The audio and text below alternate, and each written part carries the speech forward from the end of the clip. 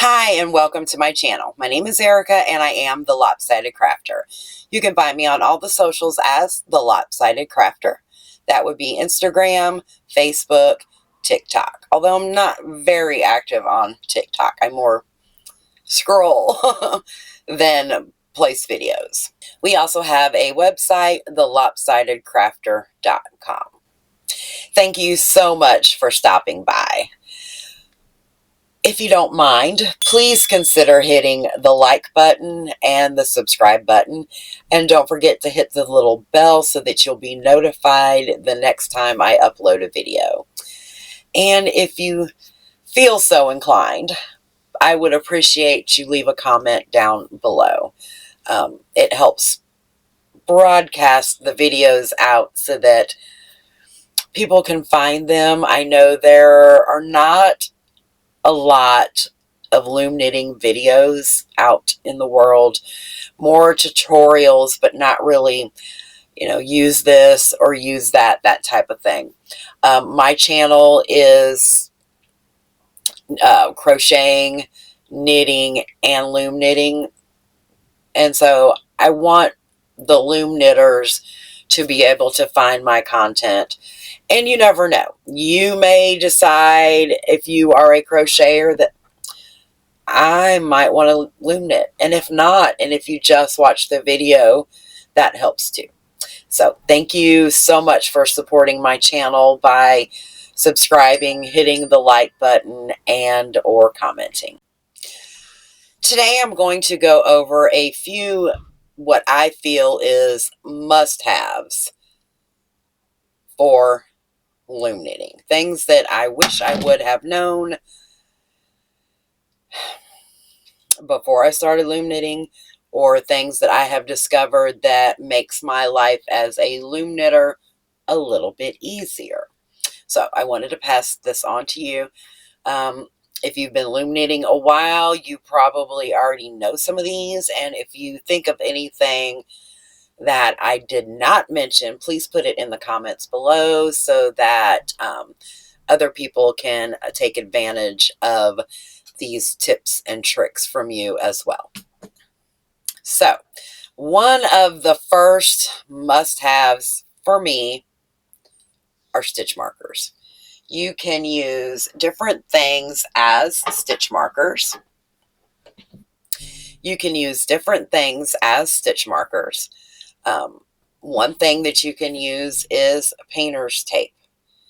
You can also use masking tape, but I find that the painter's tape is just a little bit less tacky, and it doesn't seem to leave residue on the loom. You know, like when you buy something and it's got like a sticker on it and you take it off and it's sticky.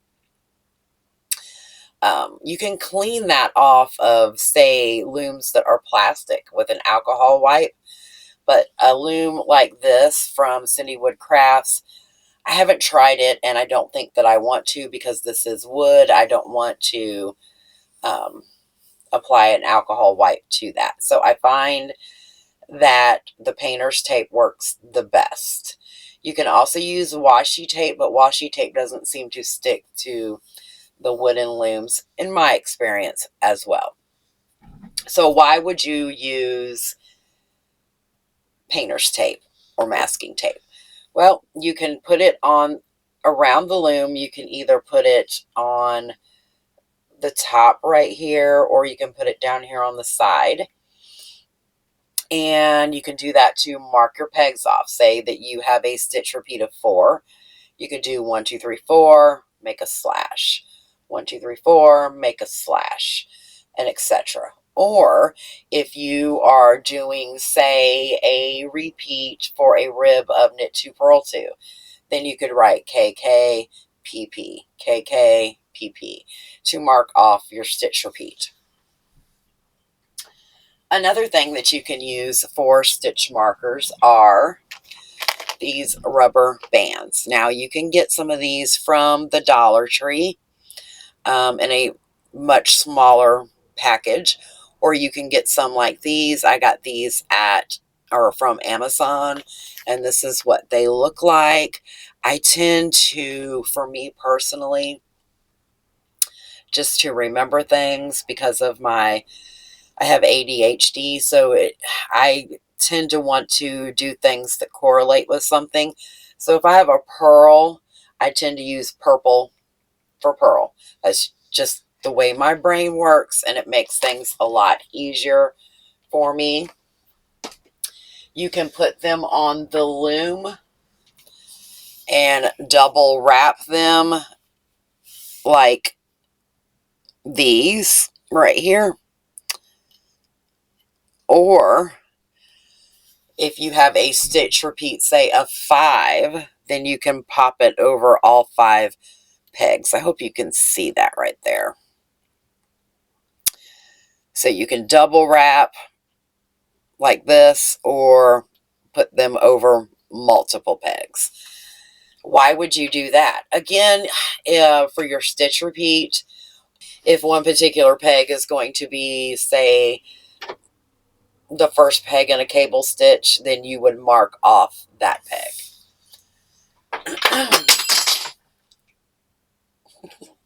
My hook just fell. Another must-have for me are yarn guides. There are several on the market. You can also make them yourself. You can make them out of a straw. If you have like an extra straw, say from McDonald's, you can use it, although those don't tend to last so long. If you have silicone straws, you can use those. Just cut them down to size, although those don't really hold your tension well. But it is an option if you need to use a yarn guide until you can get a better one. You can get ones like this from Cindy Wood Crafts, which is basically just an ink pen with the guts taken out. If you have an old ink pen laying around the house where the ink doesn't work anymore, pop the insides out and then you have a yarn guide. Another option is something like this made from Boye, B-O-Y-E, just like Boye crochet hooks.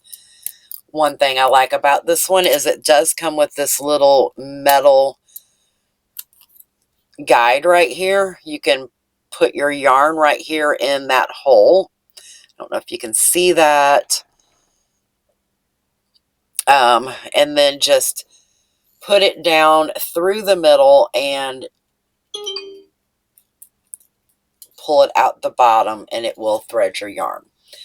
I tend to even use this threader even when I'm using one like this. Whenever I order looms from Cindy Wood Crafts, I like, not every order, but I like to put 2 or 3 in my order so that I always have one laying around. Loom knitting can be just like crocheting and knitting. You always seem to have a project going. And yarn guides are a must because they definitely help with your tension. Now, I do not use a yarn guide if I am making a sock because the pegs are too close together to use a yarn guide. But if I'm using a larger loom, say one like this, which is the large oval Afghan loom from Cindy Wood Crafts, it is 200 pegs. I will definitely use a yarn guide for this if I'm going to be doing the E-wrap stitch, because the yarn guide will help maintain your tension, and it goes a lot faster. Another thing that I like to do is whenever I order from Cindy Wood, I don't do this all the time, but a lot of the times I like to pay a little bit extra to get pegs marked off in a particular sequence. So for this, you see that I have a blue peg and a purple peg. That represents either, depending on which way I'm going around the loom, either the first peg or the last peg in the round.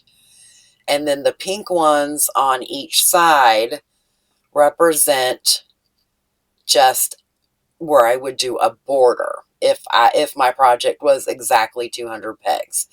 So then I know that I have 5 pegs on either side that would represent a border. Another option with Cindy Wood Crafts, if you are a sock knitter, is they will mark the pegs in a different color for your short row heel and toe shaping. If you, I will put the link below, but if you search Cindy Wood Crafts oval sock looms, you will see these sock looms pop up, and it will say there on their website, let us know how you want your sock loom marked off, or mark the way the Lopsided Crafter does, and then it will come to you exactly the way you need it based on your size. So this one is a 60 peg. So to do your short row shaping, you divide the loom in half and then divide that half into 3. So each third is for your short row shaping. That is one option. I also have another one, which this one is round instead of oval. I had this one specially made the same way, except that I had them add 2 pegs here in the middle of my, what would represent the crest of the heel. This is to do a different type of heel that I am working on a pattern for. So that one will be coming out soon. You can get any dimensions if there are, like I said, that one was 60. This is 64. I like to write my loom knit sock patterns for sizes that correspond with the same sizes that you see in needle knitting. So that way the pattern can be done pretty much, the base of the pattern can be done pretty much in with needles or with the loom. Now the heel shaping and the toe shaping is different than needle knitting versus loom knitting, but the concept is the same. So the body of the sock could be used on with either technique. Another reason why I like to have a 64 peg loom is because that's what size I knit myself in needle knitting. So if I find a sock pattern that is, your basic 56, 64, 72 stitches, but I want to do it on the loom, then I have a 64 peg loom that I can make for myself.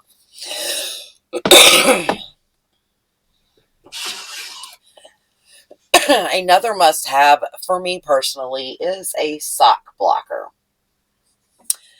Again, this is just my opinion. You don't have to have one by any means, but I like to,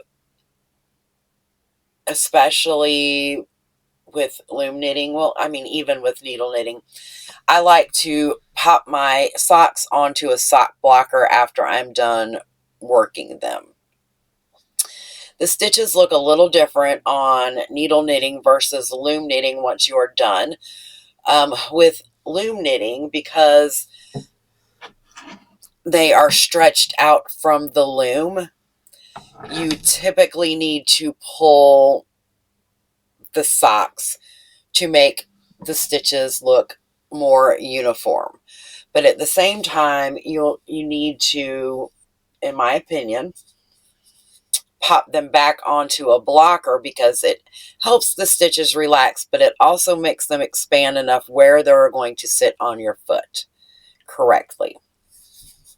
So anytime I am done making a sock, I put it on the sock blocker, and whenever I wash a pair of socks, I roll them up in a towel, get all the excess water out, and then pop them on a sock blocker. There are many different types of sock blockers on the market. You can get the wooden ones like these, or you can get metal ones. I have both options.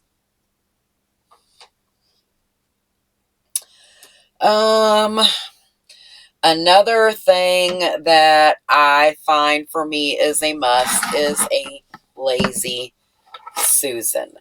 I have 3 different types. I have this one. I have one that is a little bit larger, and then I have a wooden one that is larger still. So I have what I call small, medium, and large.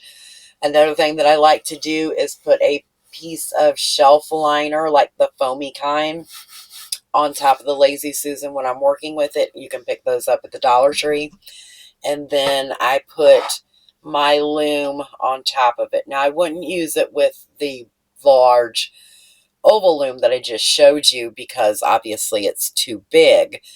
But with the sock loom, the reason I like to use it is because then I can just turn the Lazy Susan instead of having to move the loom.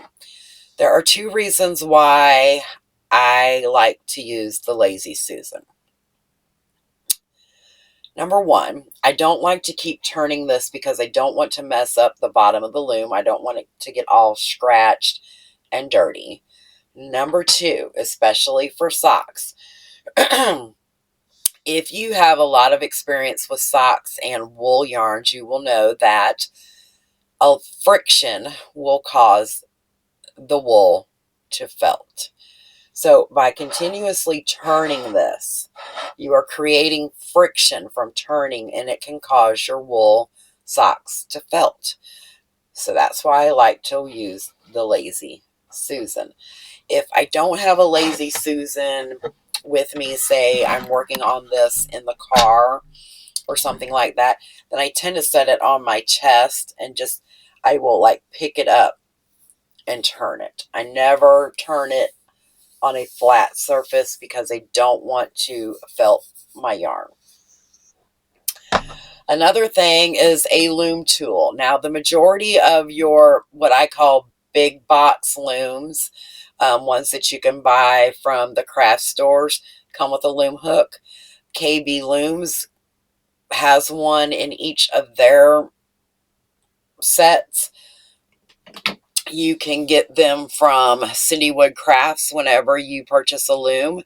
At the bottom of the checkout page, they will ask you, include a loom pick, yes or no.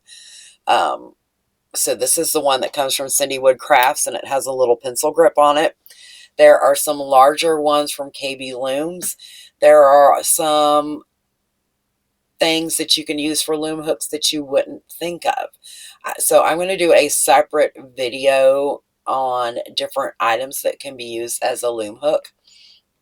But here's one other, well, 2 others that I have right here in front of me that I like to use. These are resin hooks that I got on Etsy. These are made by Steve of Artisanal Turnings.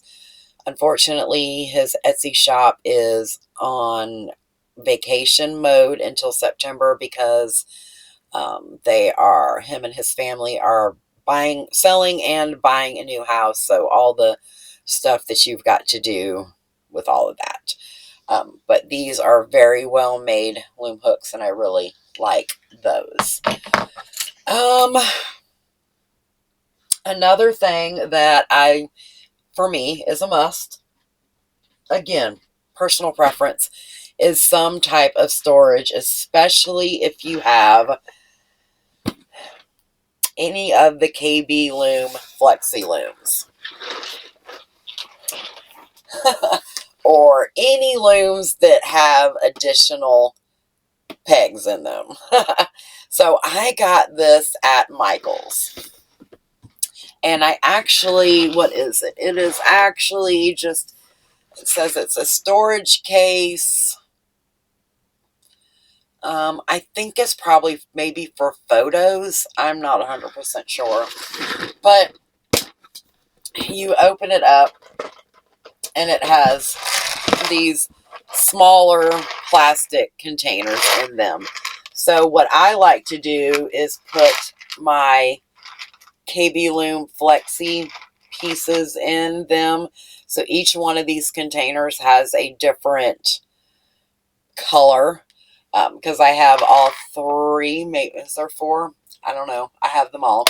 The bitty, let's see, there's bitty, regular, chunky. I think I'm missing one because I want to say that there's 4. I also have several looms that are from, I got mine from Knit UK. You can also get them on Amazon, although I have not seen the Affinity loom lately.